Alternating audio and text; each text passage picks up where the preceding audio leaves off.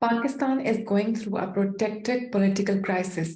Mr. Imran Khan is one of the most important political actors of the country. He is Pakistan's former Prime Minister and Chairman of Pakistan Tehreek-e-Insaf. We will be speaking to Mr. Khan. Mr. Khan, thank you so much for your time. Now, you often imply that there is a conspiracy going on to oust you from the political landscape of the country. What makes you so sure about it? Well, there is a political conspiracy, and it has never been so obvious that everyone in the country knows about it. You see, what's happened is that ever since my government was ousted 11 months ago, there were 37 by-elections. My party has swept 30 of them. So all the opponents are petrified that whenever there are elections, they will be decimated. As a result, they are trying to do everything to get me out of the race. The assassination attempt to kill me was by my political opponents. And one of these guys in the intelligence agency, this guy called General Faisal Nasir. So it was to remove me from the race. Right now, there are 96 cases on me, from terrorism to blasphemy to sedition to murder. I mean, the latest case, one of our workers was killed in police custody, tortured to death, and I was accused of killing him. So there are 96 cases in just the last few months. So you're definitely implying that these are all politically motivated cases. But when we talk about, for instance, your political party, Pakistan Tehreek-e-Insaf, it means movement for justice. And you often say that you have faith on the judicial system of the country. But we also see that you have not appeared in front of courts, especially in specific cases. Then it creates a bit of a contradiction between your words. So let me answer that. I was appearing in all the cases against me. I was appearing in courts. Then I got shot in my leg and I was incapacitated for almost 4 months. The moment I recovered, I went back to courts, one in Lahore High Court, then in Islamabad High Court. This whole big thing blew up because of one appearance that I didn't make. And that appearance was in a court where all my security team told me that there was no protection. The same court has twice been attacked by terrorists. Judges have been killed. The lawyers have been killed. It's like a death trap. So the only reason I didn't attend was because they couldn't guarantee me security there. And because the Interior Ministry has announced, I mean, they've written to me that my life is under threat. I mean, I had one assassination attempt, and now there is a strong chance of another one. So therefore, on one hand, the government says your life is under threat. Secondly, they want me to appear in this particular court, which is a death trap. So therefore, it was only that one appearance I missed, and that led to these warrants. Okay. And when we talk of this specific case, when the police tried to arrest you on the orders of the court, we saw that your political party encouraged your supporters to come out and protect you from that arrest. And the whole world saw the clashes between your supporters and the police. The situation could have gone deadly. So do you think it was not the best decision to ask your supporters to be there to protect you from the arrest? Well, two things. Why did the police come to arrest me?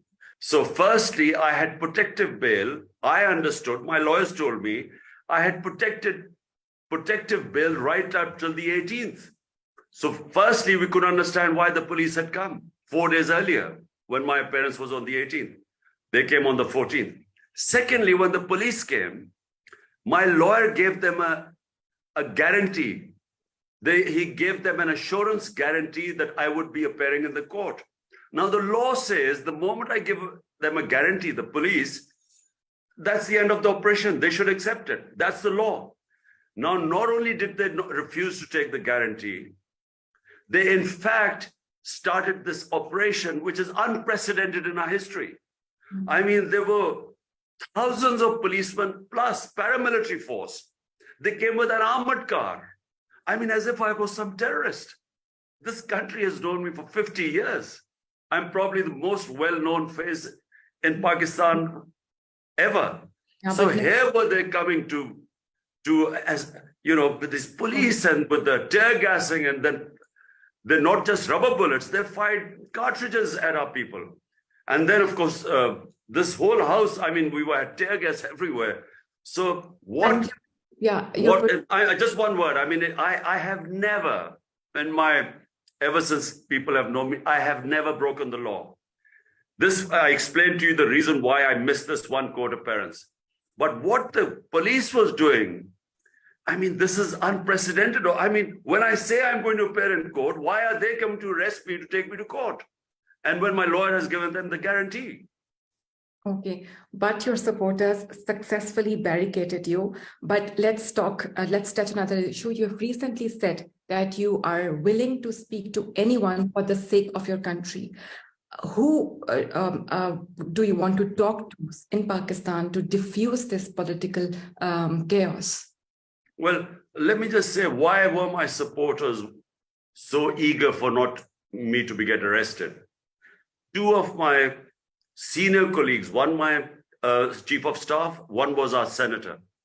They were abducted by police in the middle of the night. They were tortured for 2 days. Then they were produced in a court. There have been several instances of journalists being picked up, stripped naked, tortured, and then produced in a court of law. So what we are facing in Pakistan is a complete violation of our fundamental rights. And at the moment, it's like a banana republic. What is happening in Pakistan is the law of the jungle.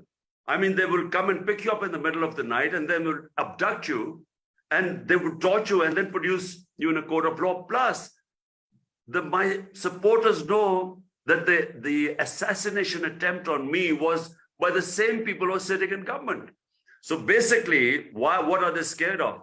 That they would abduct me from here, put me in prison, and therefore my life would be in danger because they are the ones who tried to kill me the first time. That's why there is anxiety amongst my supporters. But Mr. Khan, this crisis, this political crisis has been going on for such a long time. Do you have anything to offer for talks? Do you think there can be a solution right now? Look, there is only one solution. There was always only one solution: free and fair elections. The reason why there is political chaos right now in Pakistan, because we have a hodgepodge of a government which has failed completely. It has driven our economy to the ground. We have the worst economic crisis in our history of 75 years. We have unprecedented inflation. We have a contracting economy with unemployment growing. We actually have no hope with this government because there is no political stability, there's no economic stability. So all we want is, and the Supreme Court, by the way, has ordered elections to be on the 30th of April. And the government is trying to get out of elections. The problems are because the government knows that a party that has won 30 out of 37 by-elections, they are scared that we will sweep the elections. Hence, they're trying to get out of it. And the other worry is that they're trying to create a situation of chaos. This could easily have led to chaos. The way they, attacked my house from 3 sides as if I was some terrorist.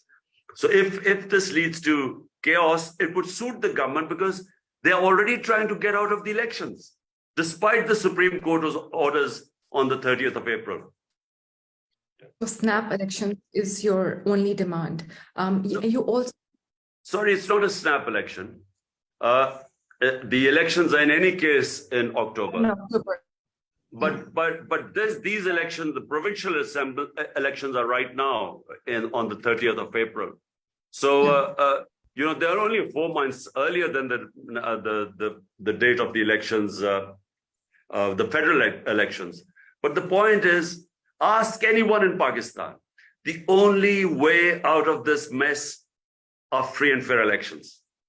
And do you think that Pakistan is in a position to have free and fair elections under the machinery that's operating right now? Well, this is my worry. We have a government totally backed by the establishment. Establishment is very powerful, and they are siding with the government, and they know that the government cannot win free and fair elections. So therefore, our worry is that they're going to massively rig the elections. But rigging the elections would mean more chaos, because people are not going to accept an election which is heavily rigged. And that's the only way they can win the elections. And all the opinion polls say exactly the same thing, because the government has slumped. Their rating wasn't very high to begin with, but the economic chaos, you know, the inflation, the reduction in people's wealth, unemployment, I mean, they are doomed. And that's why our worry is that they will, in the end, try and rig the election to the point where they will just make the elections worthless. So I repeat, free and fair elections are the only way to get out of this mess. And do you think we have seen reports that your members of your political party are trying to meet the military chief? Do you think something can work out? This is not true. This is not true. We have not tried to meet, neither me nor my party, to meet the chief, army chief. All we want, you know, whether it is the establishment or the political parties, our interest is just to get out of this mess, hold free and fair elections. That's all we want. There's no other negotiation. Elections are in any case in October, but on 30th of April are the provincial assembly elections, and the Supreme Court has ordered them. Now, if the government tries to get out of it, which it is trying, then basically they're going to violate the constitution. So therefore, you know, this is really right now the Pakistanis face this dilemma. Will the government abide by the constitution or not? All right, and my colleague Beenish joins me now from Lahore. Beenish, I mean, when I listen to what he is saying to you, Imran Khan, it doesn't sound like a solution to this political crisis is anywhere in the making. No, I don't think that this political crisis is going to diffuse. I think the things in Pakistan going to get more messy. Pakistan will soon have two important provincial elections, and one of the elections will be carried out in the province of Punjab, which is the most populated and most influential province in Pakistan. And we can see that Imran Khan is making all efforts, carrying out an aggressive campaign, carrying out these big rallies, because he is confident that he can win elections in the province of Punjab. Now, every political party in Pakistan wants to have a stronghold in this province, and Imran Khan believes that the government, along with the military establishment, they are conspiring, they are together against him, and they're making all efforts to either postpone the election, because Imran Khan says the government is in a weak position, and he is confident that he will be able to win the elections. I think the situation will get worse. There will be more confrontations. And today also in the interview, I could clearly feel that Imran Khan was very defiant, it seems like his fight is not getting over. And well, it also, takes us to the question: how far is he willing to go? I mean, obviously he has a lot of support. You know, we've seen the pictures there, and he is accusing the military of being in cahoots with the ruling political establishment, the parties, to get rid of him. And if he can't get the answers and the solution he wants, then what's he going to do with all of these angry supporters who are on his side? I think right now Imran Khan feels like he has exhausted all his options, and he has to now fight the entire machinery that is against him. That's how he portrays himself to the public, and it seems that public is with him. He has been carrying out these big rallies. Today we saw the visuals when he went to Lahore High Court to get these pre-arrest bails. It was like a festival. People were cheering for him, supporting him, and I think that also a show of power and strength and a message that he's giving to his opponents that look, you can try all you can to crush my efforts and my campaign, but I will fight back. The government says that they are not doing anything that's unconstitutional. The government says we are following court orders. Okay. The military says that they stay quiet. They say they are not involved in the politics, but Imran Khan believes otherwise. Yeah, it's definitely a volatile situation. Our correspondent, Beenish Javed. Beenish, thank you.